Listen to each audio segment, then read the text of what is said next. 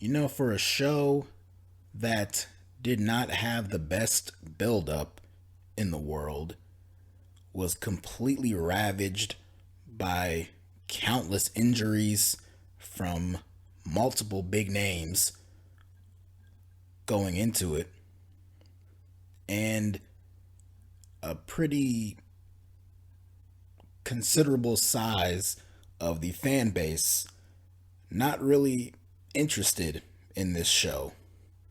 Many of them showing concern as to whether or not this show would appeal to casual fans and would do anything to grow the AEW fan base.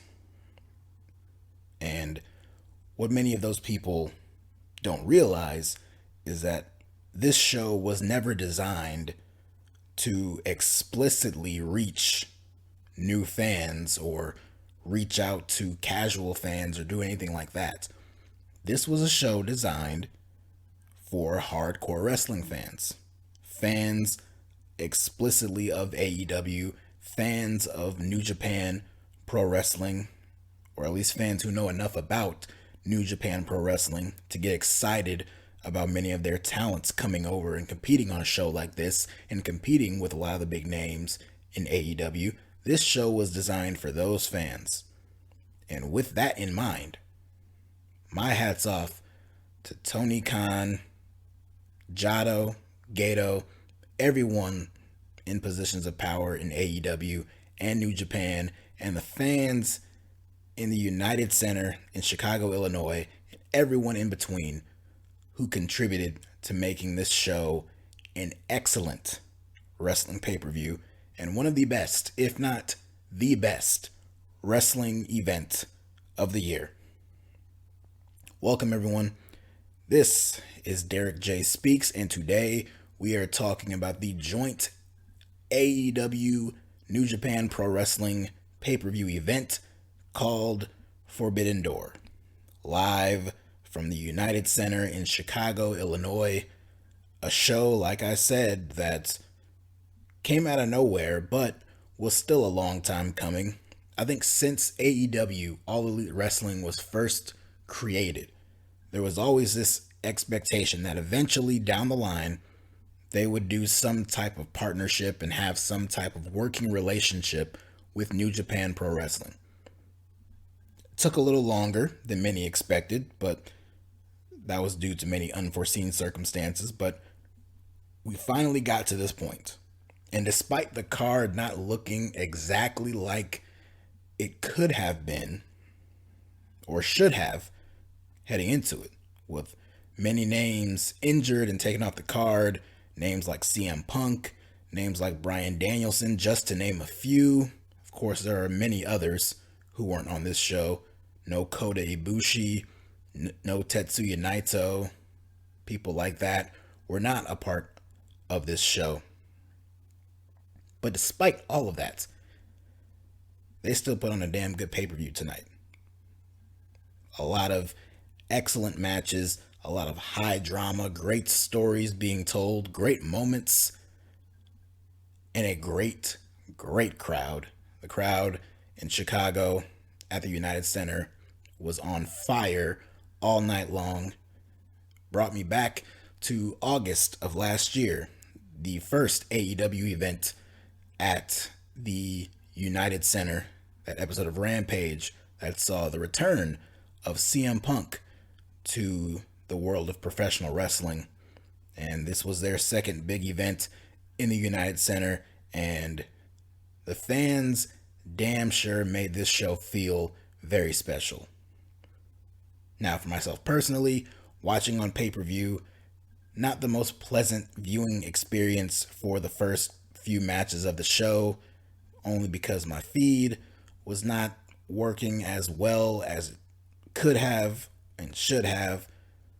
Even despite that, I had a lot of fun watching many of these matches on this show, because it's my own opinion, but I think many of you would probably agree. I did not see a single bad match on this show. There were certain matches that were weaker than others, but the worst match on this show was really, really good. And Anything above that is just stellar. I'm talking there were at least a good 3 or 4 matches that easily could have taken the spot for best match of the night. Until it got to a certain match where it's like, okay, nothing's gonna top this. This is easily my favorite match of the night. Not even just from a technical standpoint, but from an emotional standpoint because of the moment that happened. But this was an incredible show, and like I stated at the beginning, easily, in my opinion, the best wrestling pay per view of 2022. And I will go on here to explain exactly why I feel that way. So let's go ahead and start off with the matches that took place on the buy in show. The commentators for the buy in show were Excalibur, Taz, and Kevin Kelly, long-time New Japan Pro Wrestling play-by-play commentator Kevin Kelly. These three men called all of the matches, all the action on the buy-in show, and they called the action on the main card.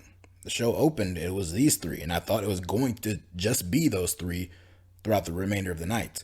They did bring Tony Schiavone in for one match, and then they brought JR in to sit in on commentary for the last 4 or 5 matches, like the last bit of the show, like those big main events. They had JR come in and call those. And quite frankly, I think that's the way to go moving forward, especially on these pay-per-views. Have JR come in for the last little bit of the show to call the big main events. If you space out your show that way, where you end with some of your bigger main events, have JR come in and call those. I thought he did a pretty good job, but much respect to Kevin Kelly, Excalibur, and Taz, who were just great all night long. But the first match that took place on the pre-show, on the buy-in show, also I did want to mention the fact that it was pretty cool that they had the ring intros done by Justin Roberts and the ring announcer for New Japan Pro Wrestling. I thought that was pretty cool, and there were some very cool moments with them doing the intros for different matches on the show. But enough with that. The first match of the buy-in show was a tag team match. Get used to that. The team of QT Marshall and Aaron Solo taking on Hiroki Goto and Yoshihashi. Just a regular standard match, just a pre-show match. Nothing fairly special about it. Big double team move on Aaron Solo to give the win to the New Japan guys. So Goto and Yoshihashi pick up the win. Up next, we had Lance Archer taking on Nick Camarado. Just two big guys, a big hoss fight to take place right here. Again, nothing overly special, just a few minutes, these two going at it. And in the end, Lance Archer hit the blackout on Mr. Camarado to get the win too. So hey, Lance Archer actually won a big match. I mean, not a big match, but he won a match, which does not happen on AEW television a whole lot. So that's pretty cool. Up next was the highlight of the buy-in show. It was another tag team match. This one being the team of Keith Lee and Swerve Strickland taking on El Desperado and Yoshinobu Kanemaru. This was easily the best match that took place on the pre-show, on the buy-in show, and I had a lot of fun watching it. The fans were fully invested in this match. They loved Keith Lee and Swerve Strickland. They've been teasing on TV some dissension between Swerve and Lee for several weeks now, since that battle royal a few weeks ago when Swerve dumped out Lee. But there was no real signs of dissension that I could tell, at least, during the course of this match. They worked very well together, and they showed why they actually do make for a very good tag team. You know, part of me would like to see the two of them branch out into singles competition and do their own thing, specifically Keith Lee, but they make for a very great tag team, and they had a lot of great moments in this match, and the fans were really into it. The closing moments of this match were really fun. We saw Swerve take Desperado out of the ring, and in doing so, Desperado was hanging from his feet from the bottom rope, hanging out on the outside of the ring apron. So, with him in that position, Swerve, while in the ring, dives over the top rope down onto Desperado with a diving foot stomp and plants him right on the ground. And back in the ring, Keith Lee hits Yoshinobu with the BBC. Yep. And gets the win. So Swerve and Lee pick up the win here. After the match, they cut up to the skybox where Ricky Starks and Powerhouse Hobbs are up there. They're talking about how if Swerve and Lee are Shaq and Kobe, they'd consider us being Michael Jordan and Scottie Pippen, and that Swerve and Lee cannot consider themselves as the best tag team when they have not beaten Starks and Hobbs yet. So this feud still continues on, surely eventually to another big main event for Rampage where Strickland and Lee are going to get the win. But good stuff here with this match. And then the last match on the buy-in was an 8-man tag where Max Caster teamed up with the Gun Club, of course Billy Gunn and his sons Austin and Colton, to take on members of the New Japan LA Dojo, that being Yuya, Alex Coughlin, the DKC, and Kevin Knight. The Acclaim were huge in this match. They were hugely over, hugely popular with this crowd. The crowd loves Max Caster's raps. They love the whole ass boys thing that they talk about. They're very over with this crowd. Before the match could take place, we see Danhausen pop up on the Titantron, and he is mocking the Gun Club, specifically Austin and Colton, and plays some ass boys song that he's used to taunt them. And Austin and Colton are furious, and they leave the match and they run to the back, seemingly to go find Danhausen, but they never return. And the match then becomes a 4-on-2 handicap match, but that did not stop Billy Gunn and Max Caster.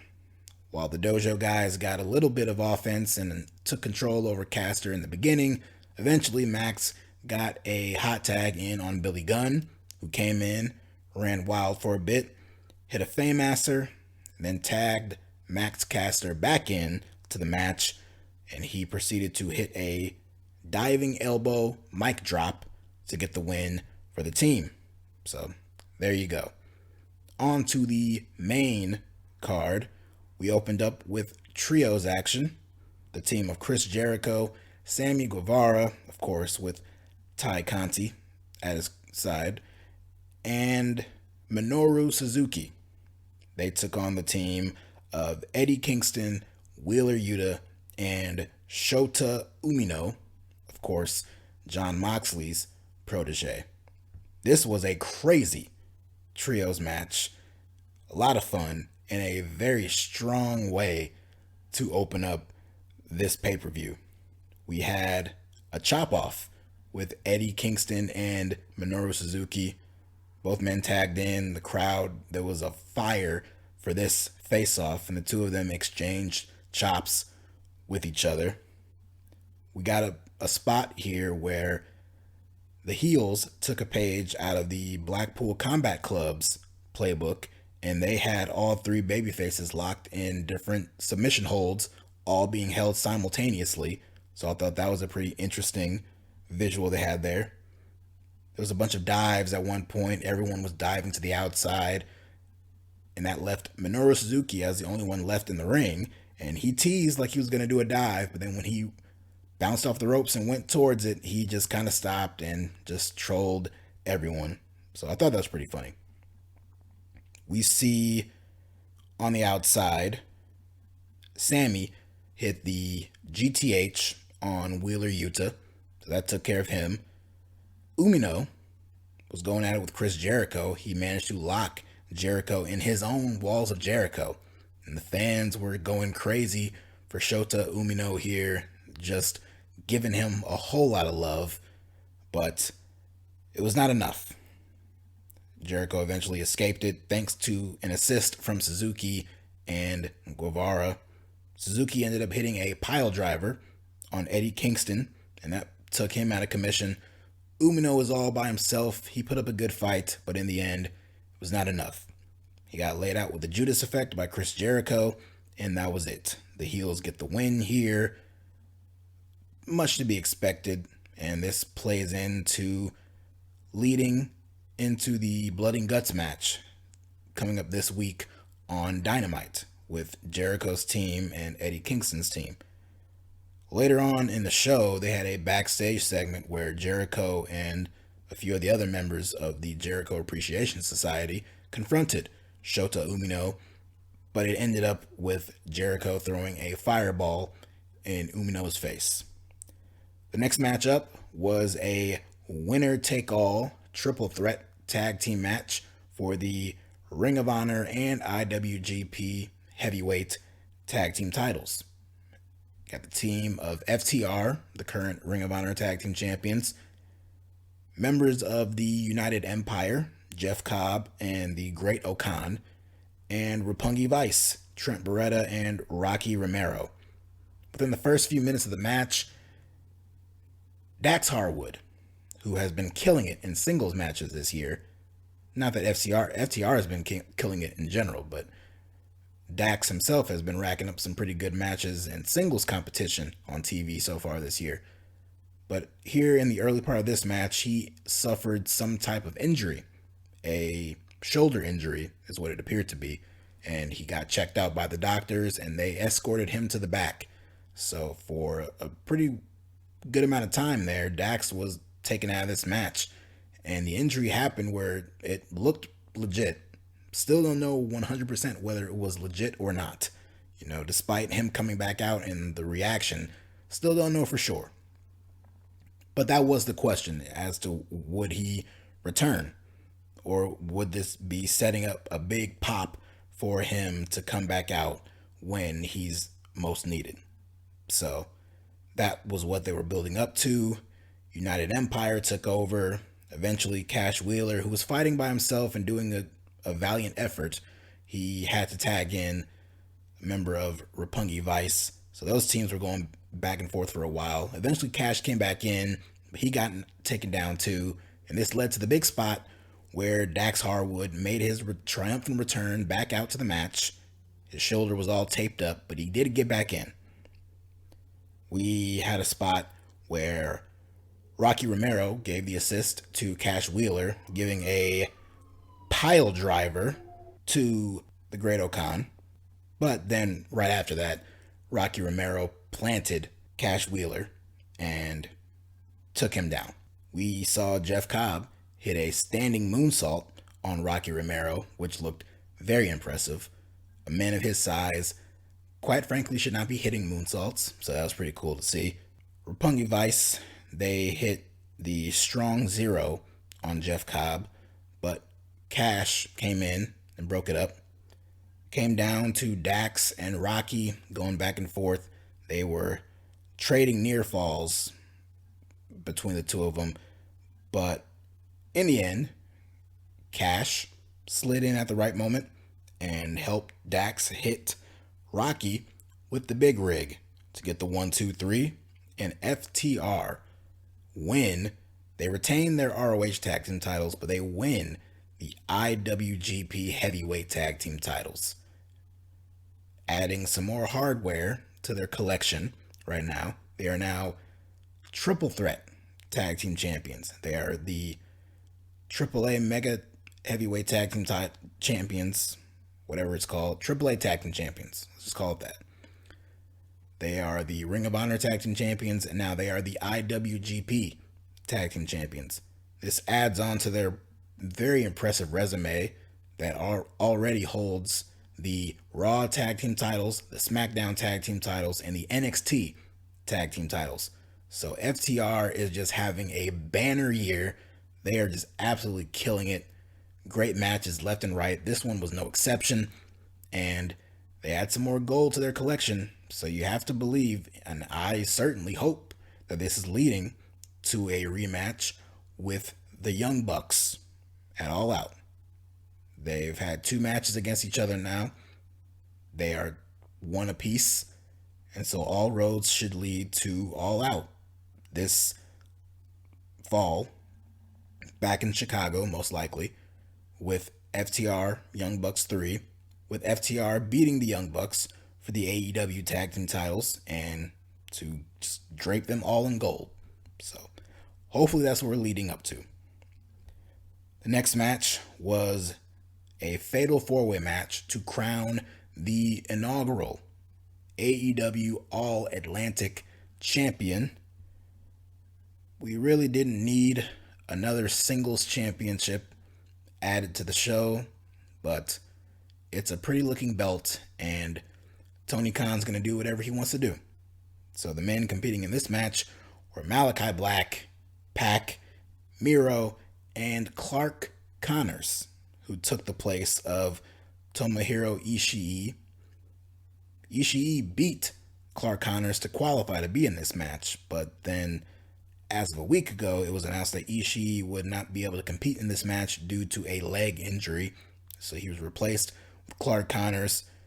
Early on, people didn't really care about Connors in this match. They loved Black, they loved Malachi Black, they loved Pac, and Miro was absolutely beloved in this match. He was the big monster threat throughout the match. But Clark Connors, he eventually did win over the crowd, and he had some pretty impressive spots in this match.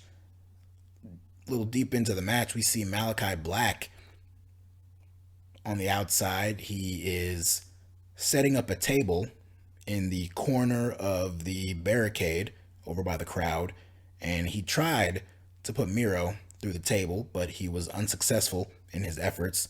But with Miro still standing in that direction, Clark Connors comes charging at Miro, spears him right through the table. And this is a pretty good looking spear. Not the best spear in the world, but it was definitely a more devastating spear than I've seen many other people of higher stature than Clark Connors hit. So, very cool moment for him here. Got a big pop from the crowd. Really cool moment. Back in the ring, we had the obligatory Tower of Doom spot where everyone came crashing down. We see Miro hit a Savat kick to Pac. He locked him in the game over, but before Pac could tap out, we see Malachi Black get back in. He breaks it. He spits black mist into the eyes of Miro. We see Black and Connors. They're mixing it up. They're tumbling around, trying to lock in submission holds on one another. But with both men down, Pac goes up top. He comes down with a 450 splash onto Malachi Black, and then he locks Clark Connors in the brutalizer, and Connors taps out. And Pac is your first ever AEW All Atlantic Champion. This was a great match, a fun match. You could probably play a drinking game with how many times I'm going to say fun in describing many of the matches and moments on this show, but this was a fun show. What can I say? This was fun here because I did not expect Pac to get the win here. If anything, he was my third option to win. I didn't think a New Japan star, whether it was Ishii or Clark Connors, definitely Clark Connors, I didn't think they had a chance in hell of winning this match. So for me, it came down to it's going to either go to Miro or it's going to go to Malachi Black. I realistically did not think Pac stood a chance in this match. But when it came down to him and Clark Connors and he locked him in the brutalizer, I got pretty excited.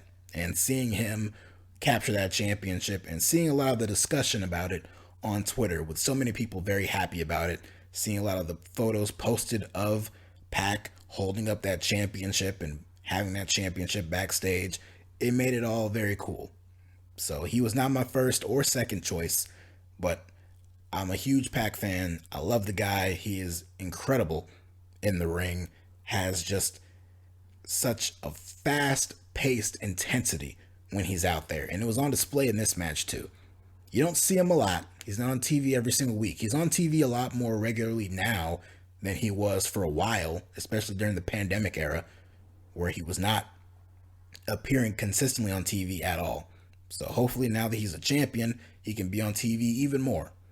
But great for him. Great moment here. Love to see it. Up next, what was originally an 8-man tag team match became a trios match, where we see the team of the Young Bucks teaming up with Bullet Club member El Phantasmo, with Hikuleo in their corner, taking on the Dudes with Attitude, that being Shingo Takagi, Darby Allin, and Sting. This was originally supposed to be an 8-man tag, with Hikuleo joining up with the heels and Hiromu Takahashi teaming up with the Dudes with Attitudes.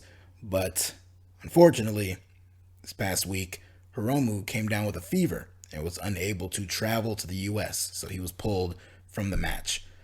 But the show must go on, and what we got here was still, say it with me again, very fun. I thought before the match even started, the pre-match was pretty fun. You see Shingo come out, Sting come out, Darby came out. Sting was supposed to make his entrance, but they played his music, no Sting appeared. And then immediately after this, you see the heels make their entrance. The Bucks come out, Desperado, all these guys, Phantasmo, I apologize. El Phantasmo comes out, Hikuleo comes out, and they're making you believe that maybe they did something to Sting, maybe he's going to be a no-show and he'll come in at the end. But instead, as the heels are making their way down the ramp, the lights go out. They briefly shine a spotlight in the rafters. They make you think, is Sting going to glide down from the rafters like he did all the way back in the 90s? But no, they instead cut the lights back off, cut them back on, and are showing the heels in the rampway, but they pan over and you see Sting above one of the entrance tunnels, and he dives down onto all the heels. And then you see the baby faces leave the ring. They charge up the ramp and go after them too. Darby uses his skateboard on Hikuleo to dispose of him for the first part of the match to make things a little more even. And we were off. The match took place. Just the visual of Sting teaming up and doing any type of double team moves with Shingo Takagi, one of the weirdest visuals I've ever seen, but still was very, very fascinating to see in this match. At one point, the Bucks hit double super kicks on Sting, and Sting completely no-sold them. This is the famous Sting no-sells a big move spot in this match, and in this case, it was him getting 2 double super kicks to the face. He no-sold them. He instead took both Bucks down with a clothesline, picked them up, and hit them with a double Scorpion Death Drop. Sting then took Phantasmo and began twisting his nipples. So, there you go. Darby Allin hits a coffin drop to the outside, down onto Hikuleo to dispose of him. Back in the ring, Shingo hits the Last of the Dragon on El Phantasmo to get the win for the Dudes with Attitude. Very fun match. Ridiculous name for the babyfaces aside, this was very fun. And Sting, 63-year-old Sting, doing dives off of tunnels. He's no-selling super kicks. He's twisting guys' nipples.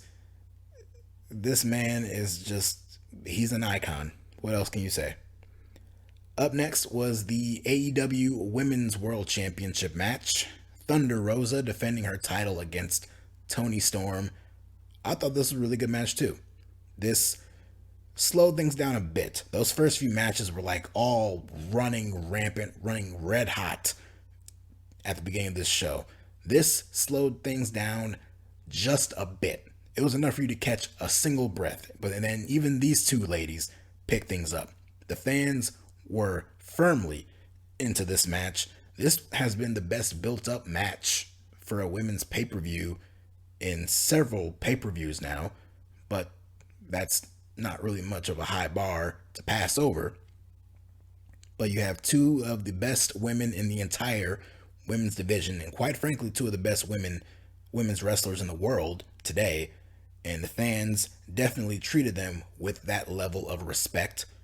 They were fully invested in both of them, and to start things off in a very hot way, both women slapped each other. See, Tony slapped Thunder Rosa, and Rosa slapped Tony, and we were off to the races here. Both women found themselves on the outside.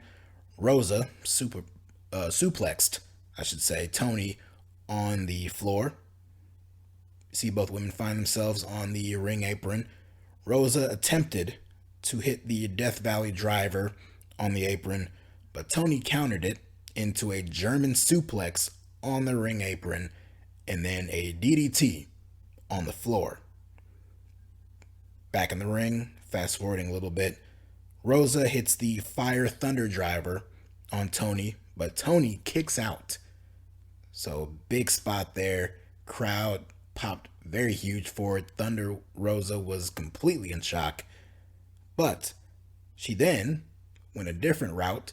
She got Tony up, hit her with Dustin Rhodes, his finish, the Final Reckoning, to get the win, showing some of that influence that Dustin Rhodes has had over working with the women's division in recent months.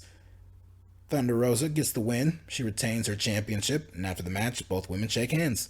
So it seemed pretty decisive, the victory here, but Tony hung in there, and I hope she remains in a pretty prominent spot.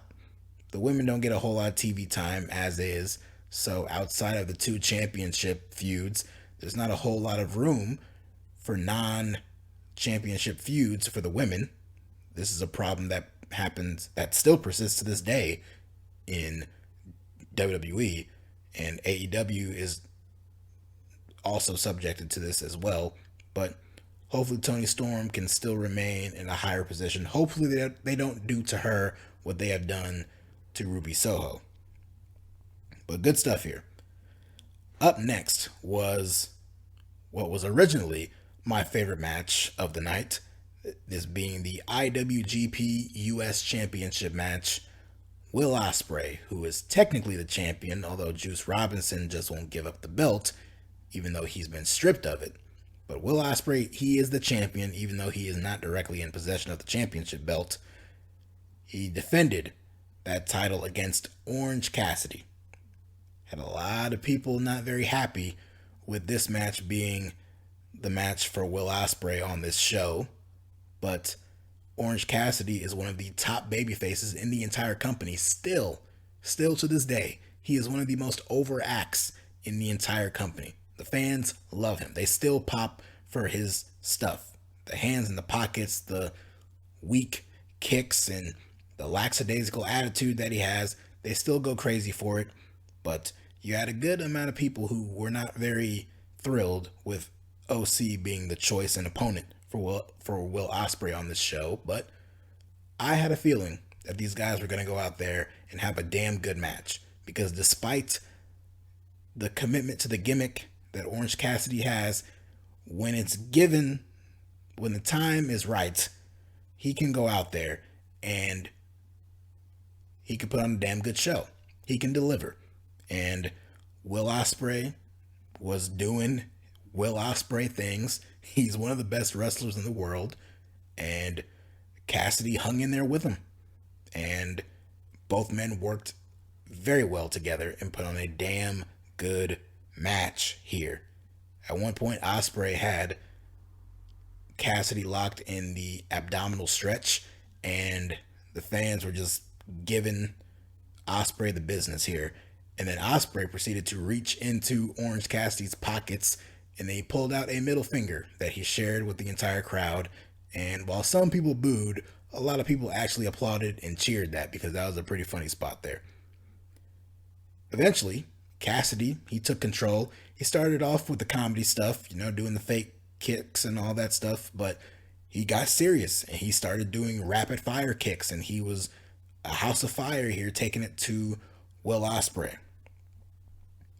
At one point, Cassidy, all while his hands were still in his pockets, he dove off the top out onto the rest of Aussie Open, who were out there in the corner of Will Ospreay. Cassidy took all of them out. He gets back in, goes up top again, and comes off with a DDT on Will Ospreay, but only good for a 2 count. He hits Beach Break on Ospreay. Once again, only good for a 2 count. He goes for Orange Punch, but then Ospreay catches him with a cutter in midair. He hits the Os Cutter proper, but it was only good for a 2 count. Ospreay then goes for Hidden Blade, but Orange Cassidy ducks it. He goes for another Orange Punch. He misses, and then Ospreay hits Cassidy with a pretty big lariat. Hits him with the Hidden Blade, but Cassidy kicks out. He kicks out at 2. One of the more devastating finishers in all of wrestling is that Hidden Blade, and Cassidy kicked out. He managed to escape it. But Ospreay did get OC back up on his feet, hit him with the Stormbreaker, and then secured the victory. So Will Ospreay, despite not having physical ownership of the championship belt, he is the IWGP US champion, and he remains champion. An outcome that was never in doubt for me, but these two still put on a very good match here. After the match, the rest of Aussie Open came back in. They helped Ospreay continue attacking Orange Cassidy.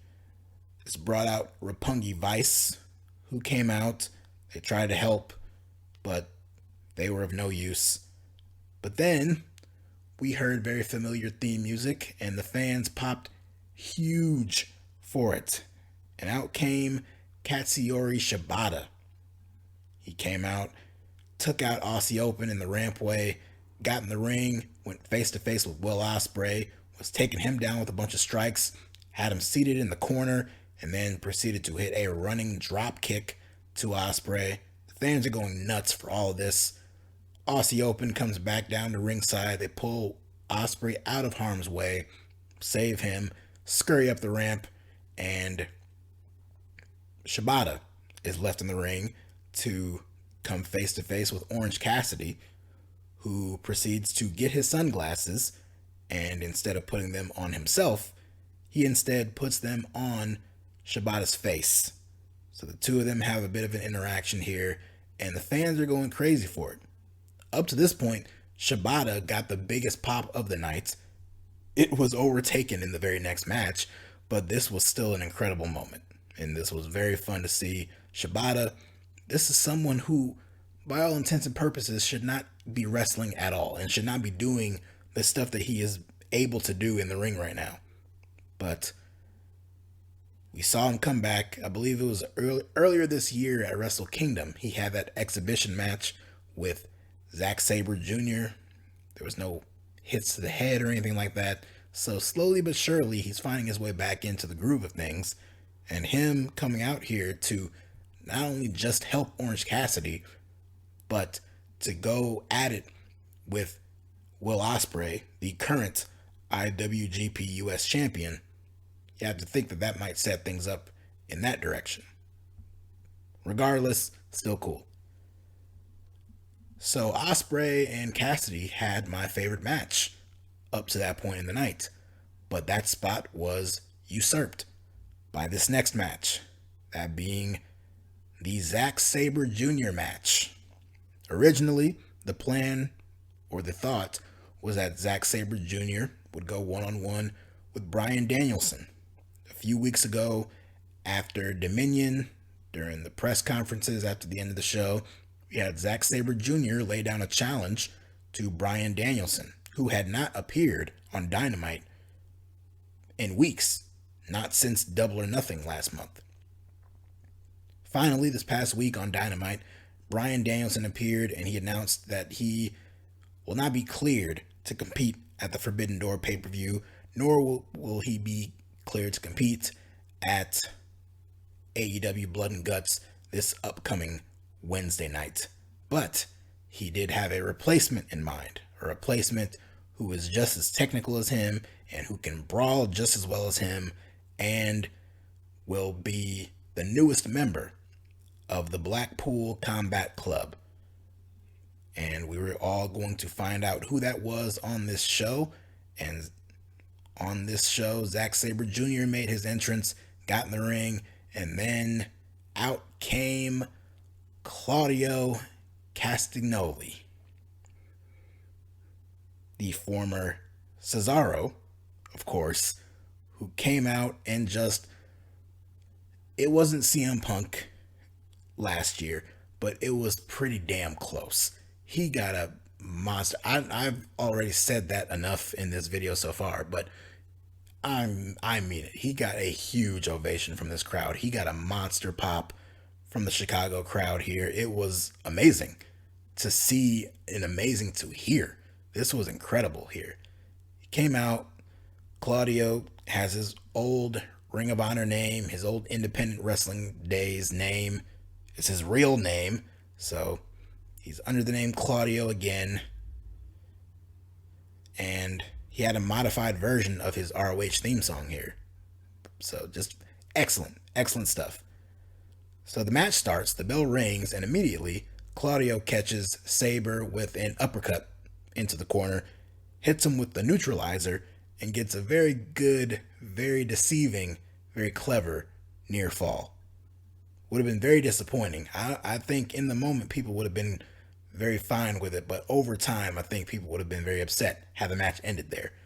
But very, very clever near fall at the beginning. So Claudio, of course, was taking control of the beginning part of the match, but Saber held his own too.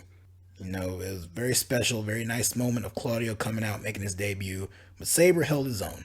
There's a reason why he is known as being one of the best technical wrestlers in the world, and he put that on full display here. I know he's not much to look at, not very flashy individual, but the dude can go in that ring, and he does very, very sick body manipulations and joint manipulations to people, and we saw that on full display in this match. He was working over Claudio's bicep during the course of this match, to the point where Claudio was struggling to hit some of his big moves later on. But he did get back into things just a little bit. You saw Claudio try to go for the swing multiple times, and every single time Saber had a counter for it to avoid it. Eventually, Claudio did hit the swing, but it was only good for a few rotations because his bicep that Saber had been working over throughout the majority of the match was starting to bother him, so he didn't have enough strength to give him multiple swings here. We see Claudio go for the sharpshooter, but Saber managed to counter that into a heel hook. Claudio tried to escape it, but Saber adapted to the situation and modified it and turned it into an even deeper heel hook. We saw Claudio trying to kick at Saber's face, and so then Saber just took his foot and put it in a different spot and re-cinched the hold in. So I thought that was very cool, very smart. Eventually, he does get to the rope and he does break the submission.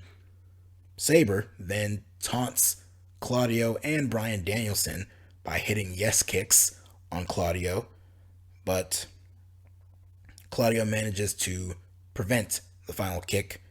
He gets back up, hits Saber with an uppercut, hits him with a clothesline, and then hits him with the Ricola powerbomb and gets the 1, 2, 3. Once again, another big ovation for Claudio, and just a very special moment.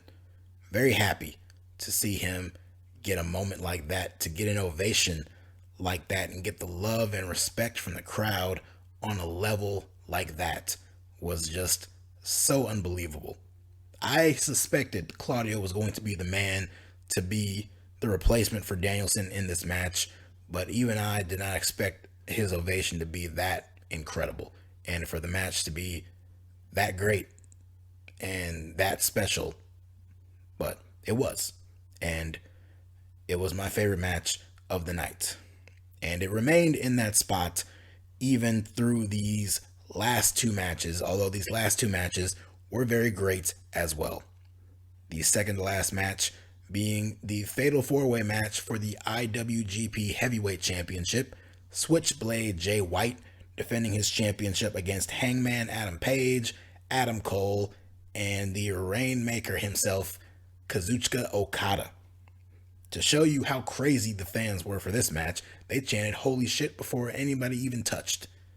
They chanted holy shit right before the bell rang. And that sentiment pretty much reigned true throughout the remainder of this match. This was a great Fatal 4-Way match. Between the two 4-way matches on this show, I have to give the edge a little bit to this one, although the finish of the earlier one was much more satisfying than this one, but we'll get to that. Of course, Cole and White teamed up in the early goings of this match. They ducked out and kind of left things to Hangman and Okada to go back and forth, but eventually they came back in and took over and teamed up, formed an alliance in this match. At one point, they suplexed Hangman on the outside onto the ramp.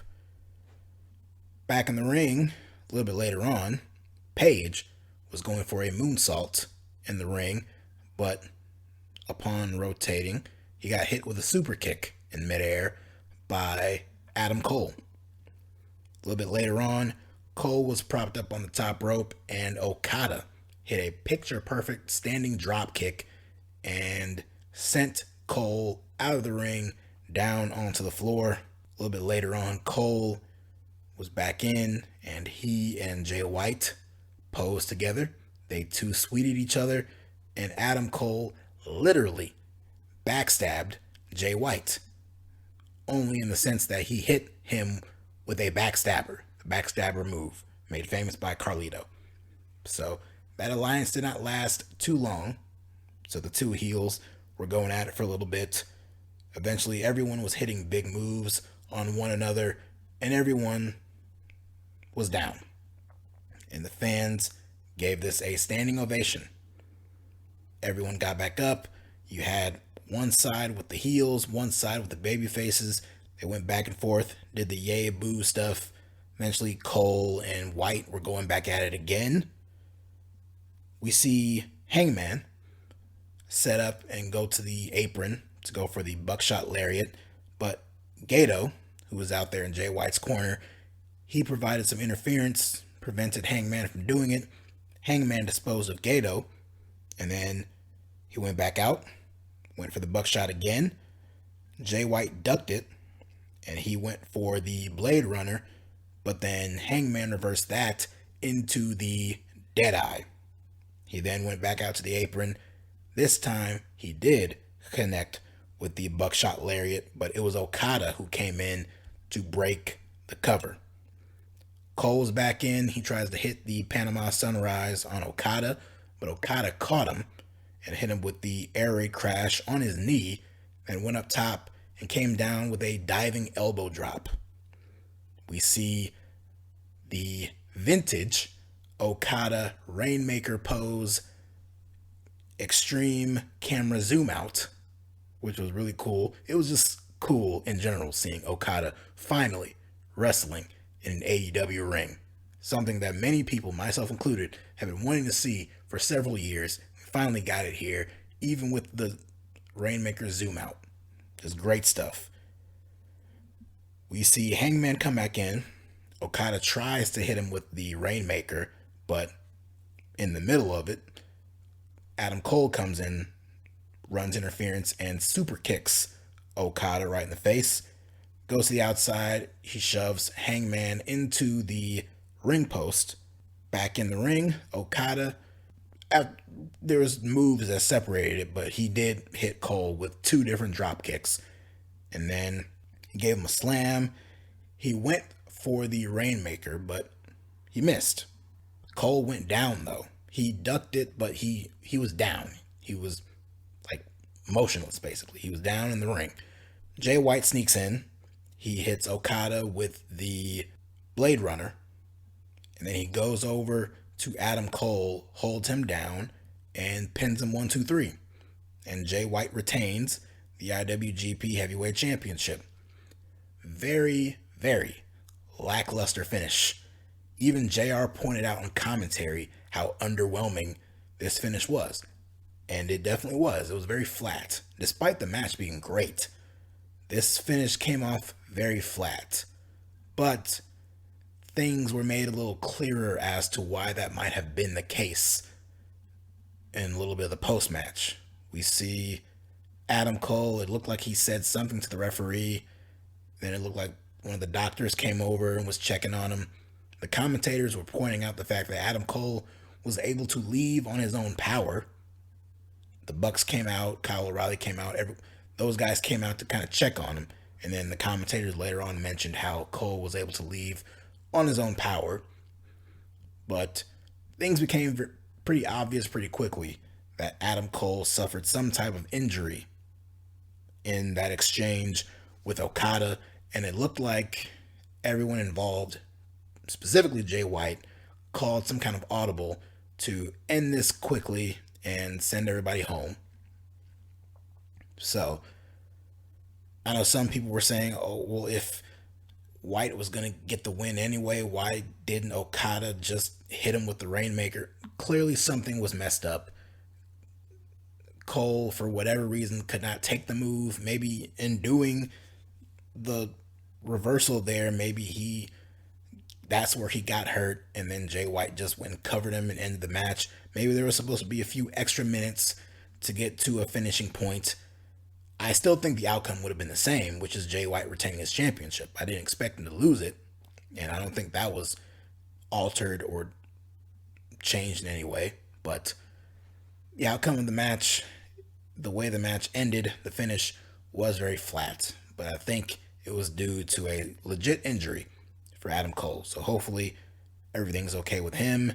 He was just coming back from an injury, so hopefully it's nothing too serious. And then in the main event for the interim AEW World Championship, Jon Moxley finally getting his match against the ace of New Japan Pro Wrestling, Hiroshi Tanahashi. This was originally going to be CM Punk defending his newly won AEW World title against Hiroshi Tanahashi. But then on the first Dynamite after Punk won the championship, he went and did a stage dive and banged his foot up against the guardrail and seemingly broke his foot. So Punk has been taken out of active competition, but he was not stripped of his championship. He is still technically the world champion, but then this whole situation was comprised to crown an interim champion. So the new main event of this show was Moxley and Tanahashi, and they had a very good match. This was not the best match of the night. I wouldn't even say it was the second or third best match of the night, but it was still a great match and a great close to this show.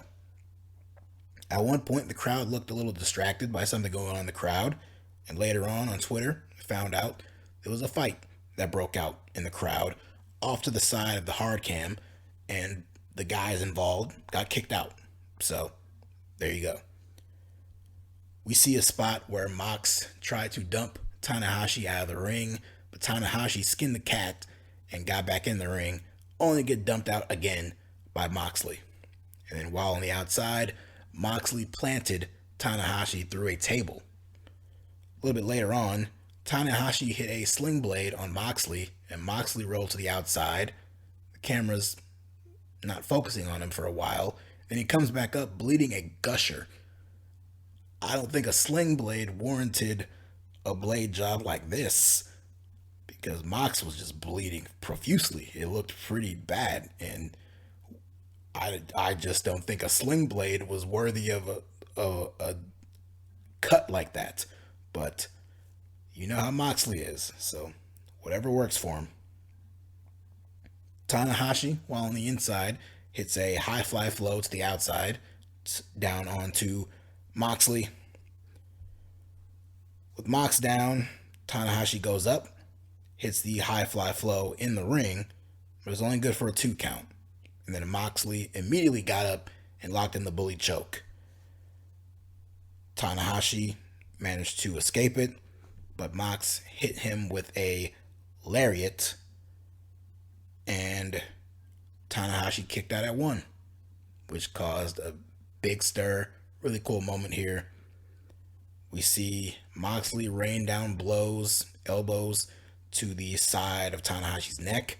The fans were kind of booing this at this point. They were really into Tanahashi here. They were really hoping that Tanahashi would pull out the win. But that did not happen. Moxley locked in the sleeper hold. Tanahashi managed to get back to his feet, but could not do much else because Moxley immediately hit him with the paradigm shift and got the win. So Jon Moxley is the current interim AEW World Champion, and I assume this means he's the very first ever two-time AEW World Champion. So good spot for him to be in. Shitty situation, losing Punk to an injury, but they made the most of it. They put on a very big main event for this show, and one of their die-hard, tried and true main event talents, one of their top guys who carried the flag and banner for them before, he's in a spot to do it again. And now you can build up to an eventual match between Moxley and CM Punk later on down the line whenever Punk's ready to come back. So, good stuff here. After the match, Chris Jericho came out with a few of his friends to attack Tanahashi and Moxley. Eddie Kingston came out, went after Jericho. Then eventually Santana, Ortiz, and Wheeler Yuta, they came out.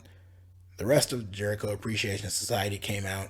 And then Claudio came back out right at the end, hit a big uppercut on Chris Jericho, hit uppercuts on some of the other heels, hit the swing on Matt Menard, and the heels, with their tails tucked between their legs, left the ring, and the babyfaces stood tall in the ring. Eddie Kingston left the ring. He was on the outside. He spat at Claudio. Apparently, Claudio is one of his many enemies. Eddie Kingston has so many enemies in professional wrestling. He hates Bryan Danielson. Danielson hates him. There's mutual hatred with him and CM Punk.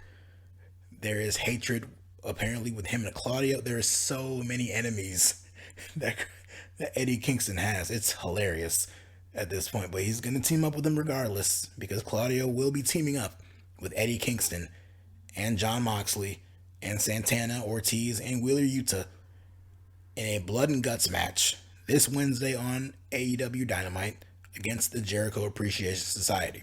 That being Chris Jericho, Sammy Guevara, Jake Hager, and, the others.